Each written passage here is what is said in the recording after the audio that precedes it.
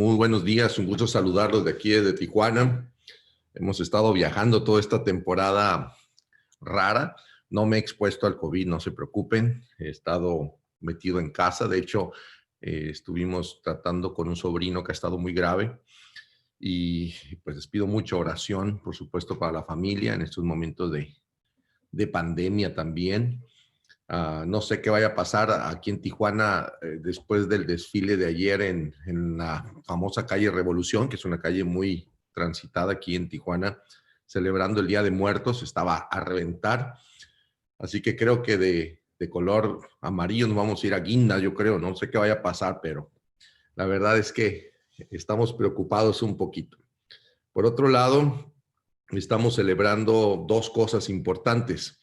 Una, que independientemente que nuestra cultura mexicana define el Día de Muertos y esas cuestiones, nosotros sabemos que en quién hemos creído, ¿verdad? Estamos conscientes que hablamos de la vida, hablamos de, y si usted ya comió su pan de muerto con su cafecito en la mañana, pues bueno, esperemos que podamos tener conciencia del pan de vida que es Cristo, ¿no? Por otro lado está el asunto de la reforma protestante. De repente parece que Halloween empieza a tomar más lugar o el Día de Muertos, y nos olvidamos que somos una iglesia con historia. Y en 1517 se celebra realmente ese 31 de octubre, cuando la Reforma Protestante surge ya como algo más estipulado. Ya había un movimiento años atrás, pero es ahí donde Martín Lutero define realmente el parteaguas para que en su momento surja lo que ahora llamamos la iglesia protestante o la iglesia evangélica más tarde. Así que gracias a Dios por nuestra historia, ¿no cree usted? He escuchado sus testimonios y sé que cada familia ha estado pasando por situaciones pues de todo tipo. Algunos quizá puedan decir que bueno que a mí no me ha tocado, ¿no? Algunos pueden decir hemos perdido familiares, hemos perdido amigos. Recientemente perdimos a un pastor aquí en Tijuana, también por COVID. Y es una realidad que estamos viviendo. Pero independientemente de esa realidad tan negativa que pudiéramos estar teniendo, también debemos tener conciencia de otra realidad. Dios está con nosotros y en nosotros. Esa conciencia es la que quiero hablarles en este día. Gracias por la invitación. Sé que algunos están en casa. Algunos pues dicen, no, no voy a prender la cámara porque me acabo de levantar y esas cuestiones. También a mí me pasa aquí en la iglesia. Hemos regresado a los cultos presenciales. Gracias a Dios ya se nos dio permiso para eso, con todos los cuidados y poca gente, pero siempre está ese sentimiento de qué va a pasar, qué viene para nuestro mundo, qué onda con este asunto del virus. Y algunos hasta se vuelven expertos en espionaje, ¿verdad? Ya andan sacando conclusiones, que si China, que si Canadá, que puras de esas. Sin embargo, hay un momento en que tenemos que tener paz y tomarnos de la palabra cuando dice, estad quietos, tranquilos, quietos, que yo soy Dios. Dejemos que Dios trabaje un momento, ¿no? No queramos hacer esa labor que a veces queremos como defenderlo en su momento. El pasaje de hoy, si tiene su Biblia, para que lo puedan ustedes seguir, tiene que ver con un personaje llamado Jeremías, este profeta conocido también como el profeta llorón. Y de verdad que cuando usted ve el libro de Jeremías es para asombrarse un momento porque es bien llorón, de verdad que sí, con razón le pusieron así.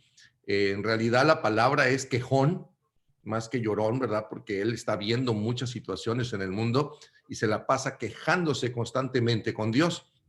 De hecho, una ocasión que leí el libro de Lamentaciones, yo decía, bueno, ¿y este libro para qué está aquí?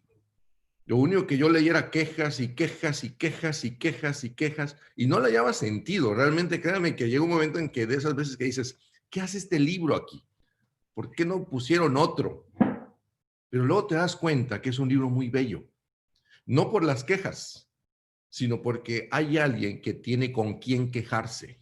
Y esto tiene que ver con una conciencia de la presencia de Dios. Jeremías es un personaje fuera de serie. Ahorita van a notar algo en el capítulo 15, verso 19.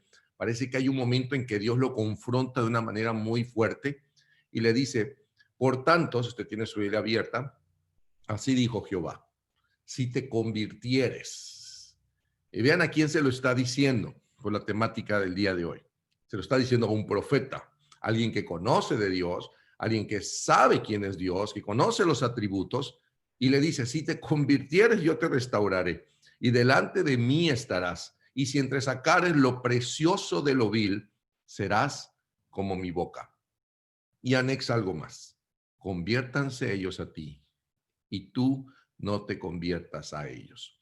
El contexto de Jeremías es muy bonito porque a él le toca vivir una situación donde debería haberse asombrado de cómo Dios está trabajando en el pueblo. Sin embargo, Clásico se concentró mucho en la parte negativa de lo que estaba pasando. Estamos hablando del año 650, 585, un año antes aproximadamente de que viniera Nabucodonosor y se llevara prácticamente a gran parte del pueblo judío a Babilonia. A él le toca vivir todo esto. Él profetizó la destrucción de Jerusalén precisamente por Babilonia y también le tocó vivirla. Los ricos se molestaron cuando él les decía, ustedes se han alejado de Dios, agarraron y lo metieron a una cisterna para que se muriera de hambre. Por ahí se decía, un rey decidió apoyarlo, lo sacó de la cisterna sin que nadie se diera cuenta y lo escondieron por ahí. Así que él vivió un montón de cosas, situaciones difíciles. Coronavirus, esto es poquito, créanme, este cuate vivió infinidad de problemas serios que era como para quedarse o alejarse completamente de la paz de Dios, por lo que voy a mencionar al ratito.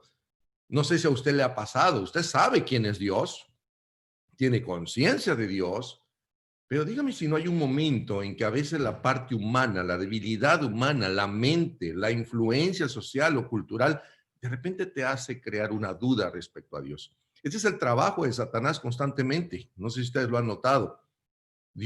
El diablo, perdón, no te dice que Dios no tiene poder. Te lo recalca y dice, sí, Dios es poderoso. Te realza todos los atributos de Dios. Pero hay algo que en medio de todo eso le encanta poner en la mente del ser humano y es dudar de la bondad de Dios. Inclusive está Eva en el mismo Edén y ahí le está haciendo dudar. Dios es poderoso, Dios provee, sí, Dios provee, Dios es fiel, ¿verdad? Sí, Dios es fiel, qué bueno. Él puede sanarte, claro que puede sanarte, pero ya te fijaste que de repente como que se olvida de ti, como que a otros les da más que a ti. No sé si ya te fijaste en tu vecino, el narcotraficante de ahí de la esquina, cómo es prosperado. Y esto es como para de repente ponerte a pensar un poco cómo te pone a dudar precisamente de la bondad de Dios, de la fidelidad de Dios. Uno de los salmos, el salmo de Asaf, se lo voy a dejar de tarea para que lo lean, el salmo 73. Este salmo este personaje está viendo al vecino prácticamente. Y dice, están gordos, todavía anexa. Bueno, voy a traducirlo al lenguaje chiapaneco mejor. Ese gordo que está, dice, mira, piensa en la maldad y todo le sale bien. Come y se le cae la comida y vive feliz. Y yo aquí sufriendo, con las dietas, las veganas y todo ese rollo, ayunando. Y ese cuate ni ayuna y le va bien. Y a mí el dinero no me alcanza y puras de esas. Si usted lee el pasaje, usted va a notar a un personaje que ya está medio molesto. Primero está alegando la vida de estos hombres que inclusive se mofan de Dios. Pero luego hay una parte en el versículo, déjeme buscarlo, el versículo 15 del Salmo 73, donde Asaf dice, si dijera yo, lo piensa, ¿no? ¿Y si hablare como ellos? Hasta como que ya me están dando ganas de ser como ellos. Ya estoy empezando a sentir que a lo mejor esa es la manera correcta. Y él mismo dice más adelante, de repente, qué torpe era yo, qué burro, y usa un animal aquí, era como una bestia. ¿Por qué empecé a pensar en eso si yo tengo a Dios? Y es ahí donde él empieza a darse cuenta que hay algo más grande en él, pero no lo está disfrutando. Simplemente está pensando en lo que pasa alrededor. Hace muchos años, una persona me invitó a comer. Me llevó a un restaurante francés. Digo, yo no soy de restaurante, yo soy de tacos de la esquina, de adobada. Cuando me quieren invitar a comer, soy de taquitos. No me preocupa restaurantes. Pero esta persona decidió invitarme a comer en un lugar muy fino. Quería platicar conmigo. Y yo, pues yo ni leía nada. Yo nomás le dije al mesero, pues tráigame esto, ¿no? Y lo más me dijo, no, ese es el nombre del dueño del restaurante. Ah, perdón, pues tráigame esto, pues. Lo que usted guste traer. Me trajo un platillo muy raro, un cuadrito chiquitito con mucha pintura alrededor. No sé para qué arreglan tanto el plato si lo que se va a comer es lo que está en el centro. Y yo dije, no, no nos vamos a llenar. Era un cuadrito chiquitito. Todavía nos dieron tenedor, nos dieron cubiertos. Dije, no es posible, esto se come con un solo bocado, una tortilla y se acabó. Y empecé a darme cuenta que tenía que guardar un poco la etiqueta. Entonces empecé a partir aquel cuadrito en 4 partes, ya se imaginarán la desesperación y yo con hambre.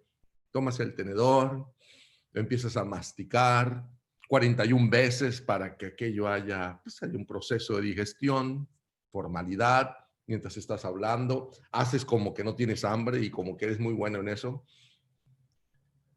Terminas tu comida y la persona me queda viendo y me dice, ¿gusta más? Por alguna extraña razón, me doy cuenta que aquello fue suficiente.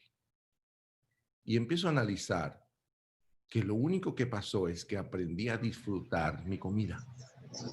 Mastiqué el tiempo suficiente. Los sabores eran únicos. El chef se había esforzado por hacer algo bien en algo pequeño. La porción era la correcta, era lo que yo necesitaba.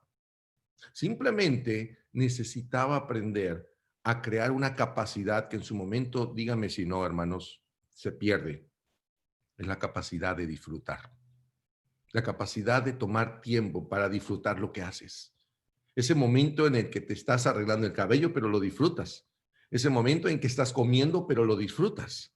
Ese momento cuando vas al trabajo, pero lo disfrutas. ¿Sabía usted que el 70% de la población mexicana no disfruta su trabajo? ¿Y saben qué es lo más triste? Que el 65% hace lo que no sabe hacer. Trabaja en lo que no quiere trabajar porque debe de, pero no porque sea lo que ellos anhelaron trabajar. Y aquí en Tijuana la estadística es más dramática. Solo 1 de cada 10 disfruta su trabajo. ¿Qué te dice eso? Ahora entiendo por qué el carro de al lado te queda viendo en la mañana asustado, molesto y te grita y te dice hasta un lado, voy a mi trabajo, voy de malas, no quiero ir. Y me doy cuenta entonces que el ser humano ha perdido una capacidad extraordinaria. Es la capacidad de disfrutar.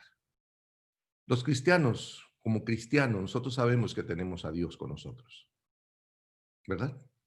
Él ha trabajado. Pero dígame si no hay un momento en que ese hábito, esa costumbre diaria, nos puede llevar a un punto en que nos olvidemos de la bondad de Dios. Ay, sí, mira, Satanás trabajando al oído. ¿Ya viste? Los amigos de Job llegaron con él, dizque animarlo, y lo que hicieron fue deprimirlo más, ¿verdad? La mujer de Job llega y le dice, oye, pues maldice a Dios y muérete. Pero Job define algo, me encanta porque después de que le dicen que hay una desgracia en toda su familia, él agrega todavía, Jehová dio, Jehová quitó, o sea, el nombre de Jehová bendito. Y en todo eso, Job nunca pecó delante de Dios, ni le atribuyó nada a él. Al contrario, dice, adoró a Dios. Esos son los momentos en los que tenemos que analizar si realmente mi vida espiritual, mi salvación está todavía en un constante equilibrio delante de Dios. Quiero que noten lo que pasa con Jeremías un momento ahí en Jeremías capítulo 15. Estamos en el capítulo 15 todavía. Le dice el verso 15. Tú lo sabes, oh Jehová. Acuérdate de mí y visítame y véngame de mis enemigos. No me reproches en la prolongación de tu enojo. Sabes que por amor de ti sufro afrenta. Aquí ya vemos a un Jeremías un poquito amargadito. Es un Jeremías ya agresivo, ya está empezando a dudar. Se siente decepcionado de las personas. Se molesta porque sus alumnos de escuela dominical no llegan a tiempo, porque el hermano fulano le hizo una mala cara, porque sultano ya no lo visita. Está ya en un momento de iglesia, si vemos el panorama eclesiástico, ya vemos a un Jeremías un poco decepcionado. Y déjeme decirte algo, hermano, desde ahorita, de que nos van a decepcionar, nos van a decepcionar. Asegúrate tú de no decepcionar. Yo creo que esa es la parte principal. Asegúrate quién está contigo. Yo creo que aquí entra una reflexión que últimamente he traído en el corazón respecto a cómo Dios en su misericordia decidió morar en nosotros. Yo todavía me asombro de este sentido de Dios de decir, quiero vivir en ti. Porque al final de cuentas, como criatura de Dios, Dios pudo haberse ido Decir, bueno, el Espíritu Santo va a estar por aquí o vamos a estar allá y usted como ser humano se va a acercar ante la presencia de Dios como lo hacía en el Antiguo Testamento con el tabernáculo y usted va a seguir buscando a Dios de lejitos.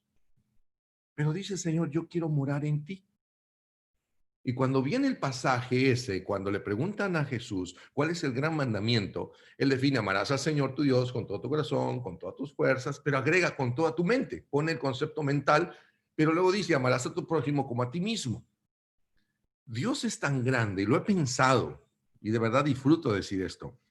Dios es tan grande y misericordioso, tan lleno de gracia para con nosotros, que decidió morar en nosotros para que a medida que lo amemos a Él, nos estemos amando a nosotros. No sé si notan esta parte. Si obedeces todos los mandamientos de Dios, yo soy el beneficiado. Dios no.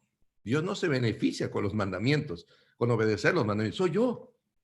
Oh, usted le dice a su hijo, lávate los dientes. ¿Y acaso sus dientes son los que están cuidándose? No, son los del muchacho que se está cepillando. De repente te das cuenta que Dios todo lo que nos ha enseñado es para beneficio nuestro. Entonces, cuando Él dice que mora en nosotros y yo me enamoro de Dios y yo cuido a Dios y yo amo a Dios y yo respeto a Dios y tengo conciencia de esa realidad de Dios en mí, automáticamente empiezo a amarme a mí. Y ahora entiendo por qué el Señor Jesús en un juego de palabras anexa un segundo mandamiento: amarás a tu prójimo como a ti mismo. Pero en realidad lo que está diciendo es: amarás a tu prójimo como amas al Dios que está en ti. Porque como conforme amas a Dios, te amas a ti y eso te da lugar a que ames a los demás. Te lo voy a poner más fácil para aquellos que están casados. Va a llegar el momento en que tu esposa, hermano, va a amar a Dios que está en ti. No te ama a ti, sorry. Ama al Dios que está en ti. ¿Sí? Tus hijos van a disfrutar y van a decir: ay, gracias Señor por el papá que tengo. Esa es la idea, porque van a amarte a ti por Dios que está en ti. Acuérdate que Dios es amor. Entonces no es un asunto que tengamos que desligarnos, pero desgraciadamente en nuestra humanidad, inclusive cristiana, en nuestra conciencia cristiana, podemos perder la cordura un momento y empezar a dudar de la bondad de Dios. No sé si de repente mi hermano Jeremías aquí empezó a cantar esa canción, pues ese himno tan bonito de un hermano en Cristo que decía: todo se derrumbó dentro de mí. ¿Se acuerda? Ya está mi aliento, ya no sé qué sigue, me sabe, y él, algo así, ¿no? Es un himno muy bonito que cantan muchos hermanos en la iglesia. Sí, porque de repente dice: tú lo sabes, oh Jehová, acuérdate de mí. Oye, ¿en qué momento sentiste que Dios se fue? ¿Por qué le dices acuérdate de mí? ¿Se te alejó, se fue o tú estás perdiendo conciencia de él? Dice: visítame. Ah, o sea, ya perdió conciencia de un Dios que está presente. Véngame de mis enemigos. O sea, ¿cuándo empezó a sentir todo esto? Está acusando a Dios prácticamente en este lenguaje. Y todavía le agrega: fueron halladas tus palabras y yo las comí. Discúlpame, Señor, me preparé en un seminario por ti. He estudiado la palabra, he dado clases a los niños, he cuidado bebés, aunque a todos les pongo clorazepam ahí en su leche en la hora del culto para que se duerman. Tu palabra me fue por gozo y por alegría de mi corazón, Señor. Yo he estado en todos los conflictos, juntas oficiales, he estado en la iglesia en momentos difíciles, porque tu nombre se invocó sobre mí, oh Jehová de los ejércitos. Fíjate lo que le dice: comí tus palabras. Casi, casi le dice: te hice el favor, Señor, de prepararme para ti. Ya si tú notas un poquito el enojo de Jeremías, ve todavía hasta qué punto puede llegar un momento de amargura, hermano. Versículos 17 y 18. No me senté en compañía de burladores. Empieza a hablar de lo que no hace, no de lo que hace. Ni me engreí a causa de tu profecía. Me senté solo porque me llenaste. ¿Perdón? Oh, voy a volver a leer. Me senté solo porque me llenaste de indignación. Órale. ¿Por qué fue perpetuo mi dolor y mi herida desahuciada no admitió curación? Y aquí viene lo peor. ¿Serás para mí como cosa ilusoria? ¿Como aguas que no son estables? Ya casi, ya está siento pena ajena mientras estoy leyendo esto, así como cállate ya, cállate Jeremías, ya no digas, ya no sigas. porque está empezando a sacar amargura de su corazón. Está molesto. Hasta de mi dolor te olvidaste. Están en la iglesia, pero no creen en el poder de Dios. Estoy en una congregación, pero falta algo. Falta algo.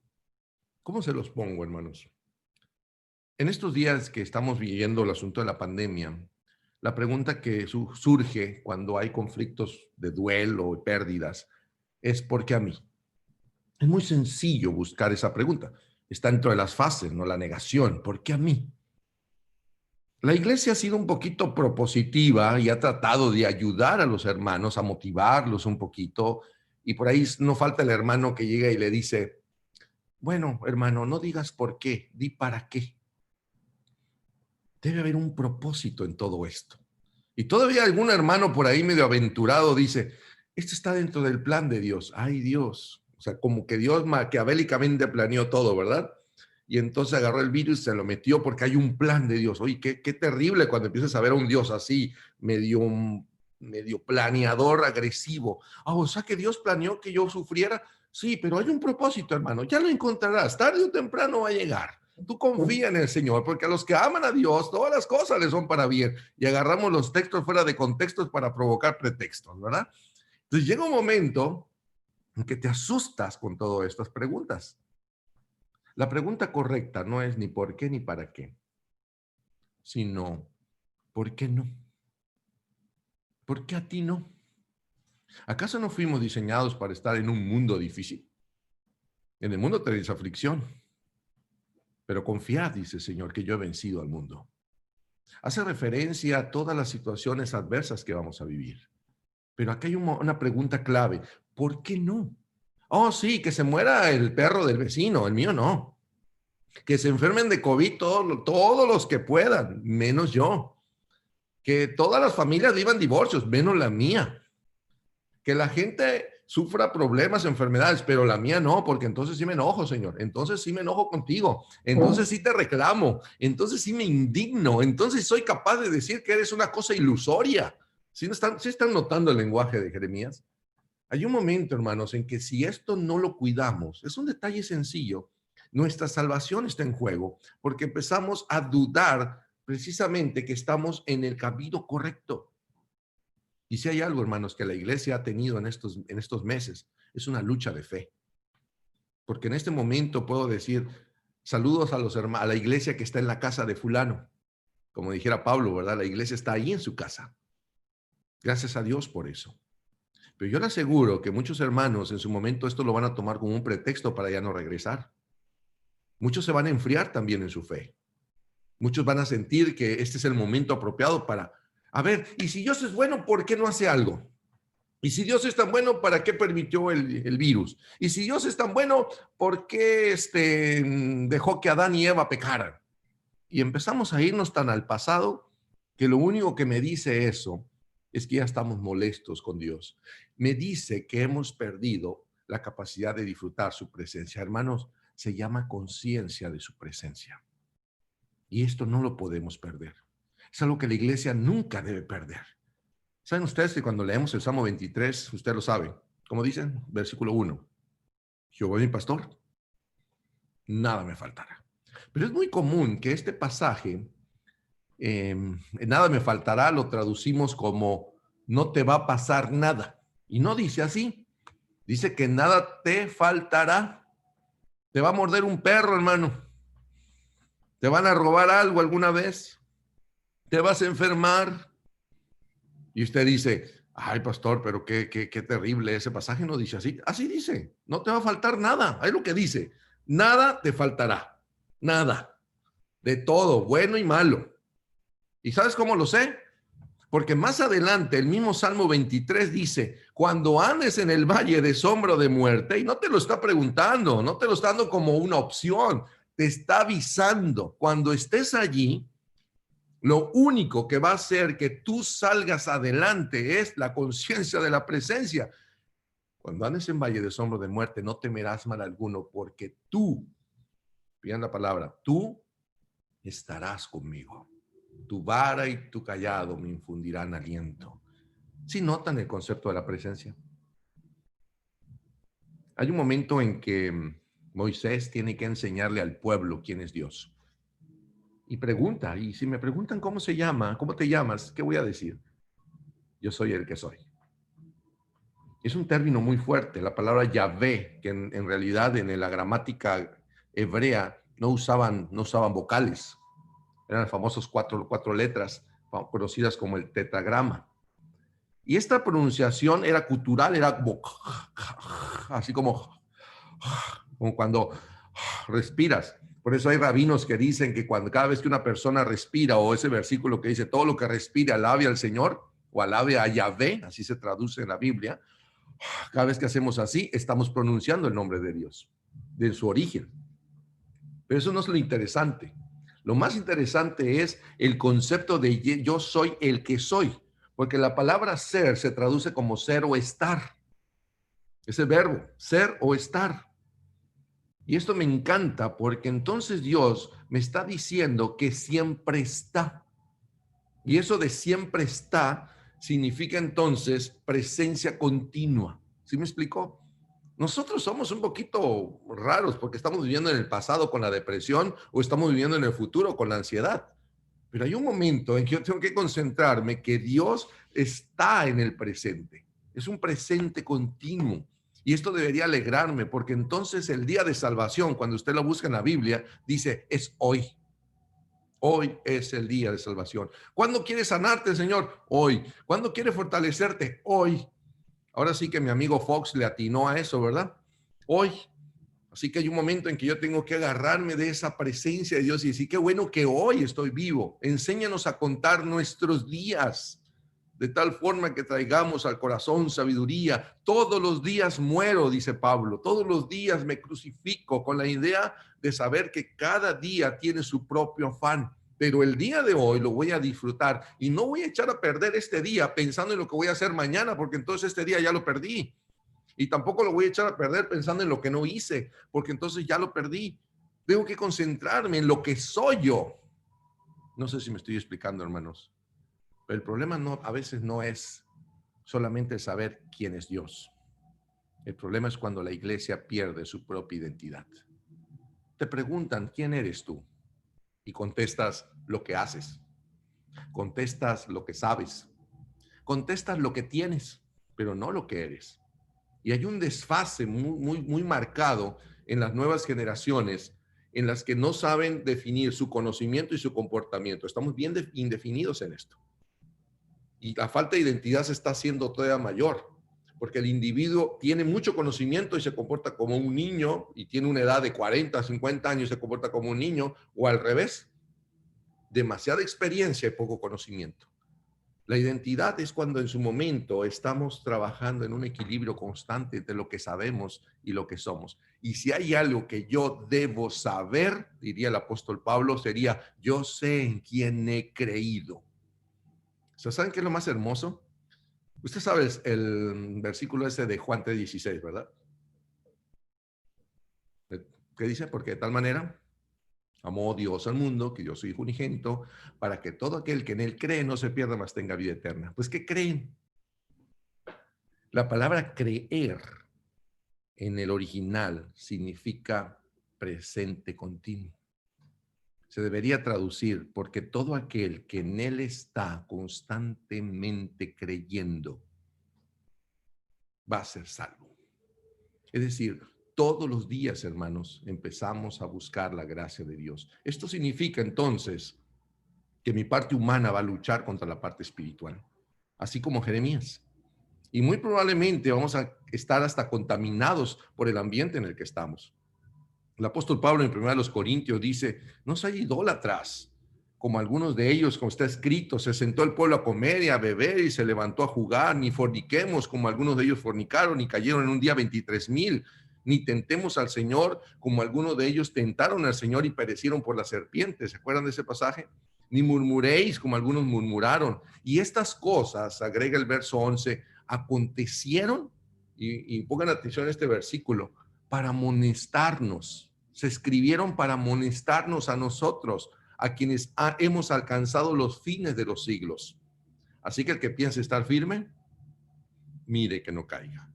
Porque no os ha sobrevenido ninguna tentación que no sea humana, pero fiel es Dios, que no os dejará ser tentados más de lo que podemos soportar, sino que dará también, juntamente con la tentación, la salida para que podamos soportar. Por tanto, amados míos, huid de la idolatría. Y algunos van a decir, ay, qué bueno que no somos idólatras. Bueno, ahí les va. Un mal concepto de Dios es idolatría. ¿No lo cree usted? El concepto que usted tenga de Dios va a definir la función que usted debe tener con Él. Porque si Dios es grande y si Dios es poderoso, ¿quiénes somos nosotros para atentar contra su gracia y su voluntad? Si Dios es amor, si Dios es misericordia, ¿quiénes somos nosotros para negar su bondad? Si Dios es omnipresente, ¿quiénes somos nosotros para tratar de escondernos cometiendo pecado como si nadie nos viera? Si Dios es, usted ponga lo que quiera, si Dios es omnisciente, entonces ¿por qué sufrimos creyendo que Él no nos entiende? Vean cómo hay un momento en que empezamos a dudar. Ese es el trabajo del enemigo. Si yo tuviera que dejar algo en tu mente este día, sería, no dudes de la bondad de Dios. Dios es bueno.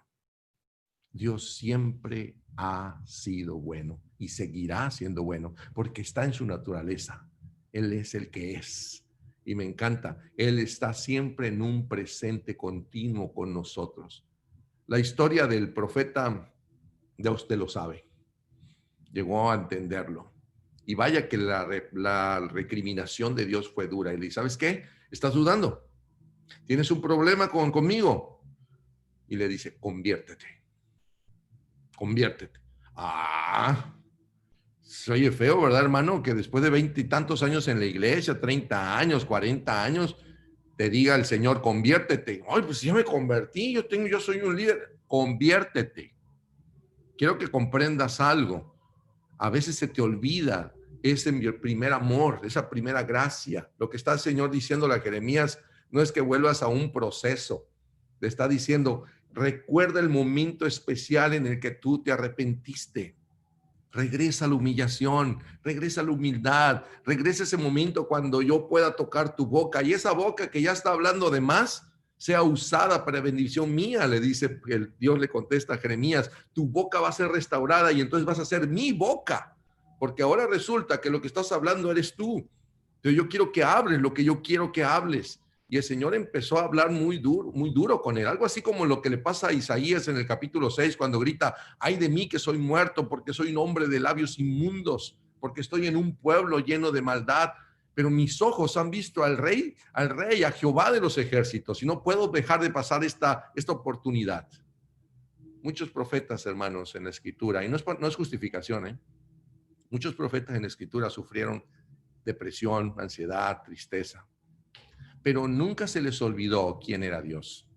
Y eso es lo que quiero que pensemos, que no se nos olvide que nuestra realidad incluye a Dios. ¿Se acuerdan de Elías? Después de haber matado 430 profetas, una mujer lo amenaza y sale huyendo con depresión. ¿Y quién no, verdad? No es cierto, hermanos, perdón. Pero pues una mujer vale igual a 400 profetas, para que vean. Entonces, no sé si alguna vez te ha pasado que tu corazón se ha contaminado, hermano, inclusive por la murmuración, por los problemas en la iglesia. Y no voltees a ver a nadie, hermano. Mírame aquí de frente. ¿Verdad que en su momento has sido lastimado? ¿Verdad que en su momento te has decepcionado? Hace unos meses aquí en Tecate hubo una situación con un pastor. Yo doy clases en una universidad y mis compañeros maestros me decían, oye, ¿ya supiste del pastor violador en Tecate? Y fue muy, la forma sarcástica en como lo dijeron me caló, ¿no? ¿Ya viste al pastor? Le dije, ¿y si fuera un maestro? ¿Y si fuera un médico? ¿Y si fuera otra cosa qué? No, pero pues se supone que hay una investidura. Pues entonces piensen bien lo que están diciendo. Porque si él, teniendo todas las herramientas para mantenerse en un nivel moral y ético equilibrado, le falló a Dios, y le falló a su familia, y se falló a sí mismo, y le falló a la sociedad, pues cuánto más aquellos que no tienen ninguna herramienta para salir adelante. No veamos las caídas de los líderes o la gente prominente como una justificación para decir que no podemos. Al contrario, los veamos como una situación de decir, ¿qué tanto yo estoy aprovechando las herramientas que Dios me ha dado para mantener mi salvación estable, para cuidar mi salvación? Todos los días es tentada, todos los días somos tentados a eso. Pero entonces, yo no sé si el Señor en su momento de la misericordia con Jeremías le hizo recordar lo que le dijo en el capítulo 1. Si usted tiene su Biblia, léalo conmigo en el capítulo 1, verso 4. Mira, Jeremías, antes que te formases en el vientre de tu madre, yo te conocí. Y antes que nacieses, te santifiqué. Y por si no lo sabes, ya te había dado por profeta a las naciones. Y entonces Jeremías dijo, oh, que soy un niño. Dijo, no, no digas que eres un niño. No sé si le dio una cachetada. No digas que eres un niño, porque a todo lo que yo te envíe irás tú y dirás todo lo que yo te mande. No temas delante de ellos, porque contigo estoy para librarte, dice el Señor. Y extendió Jehová su mano y tocó mi boca y me dijo, Jehová, he aquí he puesto mis palabras en tu boca. ¿Qué pasó después? Porque en el capítulo 15 parece que Jeremías se olvidó de todo lo que pasó en el capítulo 1. ¿Por qué de repente está alegando todo todas esas promesas? Bueno, hermanos, a veces es porque nos olvidamos de las promesas. Muy sencillo, nos olvidamos de esa gracia divina, nos olvidamos del poder de Dios. Pero si tú has caído en ese cristianismo de quejas, te invito a que mires a Cristo. Si tú eres una persona que está viviendo a veces la misma política de la iglesia como que nos conflictúa un poquito, te diré algo. Siempre miremos lo espiritual. Aprendamos a ver lo hermoso. Aprendamos a pararnos y ver las soluciones más que los problemas. Aprendamos a no personalizar las cosas. No son problemas con uno. Si la gente tiene un problema con Dios, entonces deberíamos verlos con compasión, con misericordia. La santidad que Dios nos pide es una santidad no solamente para apartarnos del mal, sino también para tener la capacidad de separar a la persona del problema y decir, ah, mi hermano, ¿cuánto está sufriendo? ¿Qué luchas tan difíciles tiene? Y nunca personalizar los problemas, porque si no, nos dañamos, nos dañamos. Gracias, hermanos, porque están fieles al Señor. Los felicito. Qué bueno que están en el mismo barco aún.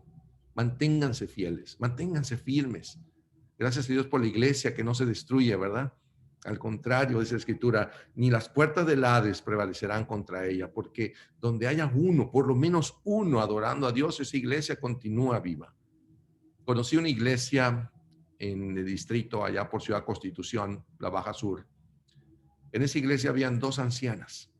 El templo es un templo, no les miento, les caben unas 800 personas sentados. Y solamente habían dos ancianas cada domingo orando por ese lugar. Fue tremendo ver ese cuadro. Las señoras ya murieron, pero en sus oraciones decían, algún día este lugar se va a llenar y van a venir pastores y oramos para algo que no vamos a ver, pero ellas se mantuvieron fieles. A los años llegó un pastor y la iglesia ha ido creciendo poco a poco. Y yo pensaba en ellas y decía, si estas hermanas pudieran verlo, aquello que oraron, aquello que pensaron. Ustedes son una iglesia, tengo entendido, en Saltillo, no, bueno, ya conocí un poquito Saltillo, pero no pierdan la fe. Les diré una cosa, ustedes, el equipo que está ahí, es todo lo que Dios necesita para que su iglesia crezca, para que su iglesia se fortalezca. No necesitamos más. En su momento vendrá la gente a la que ustedes van a ministrar, pero ustedes son los líderes que pueden sacar adelante esto. Ten paz en esto. Les leería lo que dice Efesios capítulo 5, 19 y 20. Anímense unos con otros, con salmos, con himnos y cánticos espirituales. Canten y alaben al Señor con todo el corazón, dando, dice Pablo en el verso 20, dando siempre gracias a Dios el Padre por todo, en el nombre de nuestro Señor Jesucristo. Tenemos responsabilidades, hermanos, que cumplir. Y mi oración es que Dios esté con ustedes, que no pierdan esa realidad, que no vivan con la queja, ¿no? de Jeremías. Pero si tienen que quejarse, quéjense con Dios. Lo bueno es que tenemos con quién quejarnos. Acérquense a Él. Conviértanse. Y usted dirá, ¿otra vez? Sí. Así como celebramos la Santa Cena de vez en cuando. De vez en cuando decir, Señor, ¿se puede hacer una renovación de conversión? Hágalo. Si es necesario hacerlo cada semana, hágalo. No, no estoy pidiendo que vayan a que pequen y luego se conviertan, no es eso, sino ese momento en el que puedes volver a sentir cómo Dios te restaura. Y le dice Dios a Jeremías, si entre sacares lo precioso de lo vil, no te voy a dar nada precioso, ya está ahí, solamente úsalo, sácalo, para que seas mi boca. Yo les pregunto, hermanos, ¿quieren seguir adelante? ¿Quieren seguir creciendo? ¿Quieren seguir fortaleciéndose? Entonces no pierdan la paz. Les repito, definan a ese Dios que siempre está en el presente. Vivan una realidad constante, disfrutando lo que Él nos da. Y algo más, aprendamos a regresar a ese momento de la conversión donde podemos disfrutar nuevamente de su perdón, de su gracia. El perdón lo necesitamos todos los días. Ofendemos en casa a nuestros hijos, a nuestra esposa, a nuestro esposo, al empleado, al jefe, y tenemos que aprender ese lenguaje constante. Por favor, gracias, perdóname, lo siento.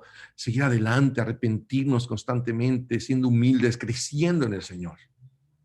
Así que un abrazo, mis hermanos. Quisiera orar por ustedes.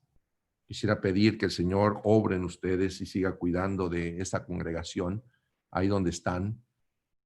Que sea la iglesia que está en la casa de, como decía Pablo, donde puedan seguir ustedes disfrutando esa presencia de Dios, que allí esté en su casa. Oremos, hermanos, cierre sus ojos. Empiece a orar por usted. Empiece a orar por usted. Yo no sé cómo se siente con este pasaje de Jeremías. Se lo dejo de tarea para que lo lea completo con el Salmo 73 de Asaf y pueda usted revisar en qué nivel se encuentra delante de ese Dios que quiere usarte una vez más. Bendito Dios y Padre, pedimos tu gracia y tu misericordia. Gracias porque una vez más nos recuerdas tus promesas. No queremos ser como este profeta que en un momento dado, después de varios años, se olvidó que había sido escogido desde el vientre de su madre. Se le olvidó que tú le habías puesto un mandato serio, que sería tu boca para ser un profeta tuyo. Y llegó el momento en que la influencia social, la influencia del mundo, fue quitando, Señor, ese gozo. Gracias porque en su momento hubo una confrontación y él pudo entender que necesitaba regresar a su primer amor, como esa iglesia, Señor, que requería regresar a su primer amor, a esa parte en la que el carbón encendido podía llegar y sanar sus labios. Bendice, Señor, a mis hermanos, a este equipo, a estos hermanos que cada domingo, cada reunión que tienen, toman tiempo para adorar tu nombre, para tener una comunión entre ellos. Gracias por los testimonios que hemos escuchado. Gracias porque vemos, Señor, que hay conciencia de ti. Solo rogamos, Padre, que haya una conciencia de tu presencia constante en medio del valle de sombra de muerte o simplemente, Señor, en el presente continuo, donde podamos, Señor, disfrutar día a día que tú estás con nosotros y en nosotros. Bendice a mis hermanos y hermanas y sigue usándolos, Señor, en esta congregación. Los pongo en tus manos en el nombre de Cristo Jesús. Amén. Amén. Dios les bendiga, hermanos. Un gusto saludar.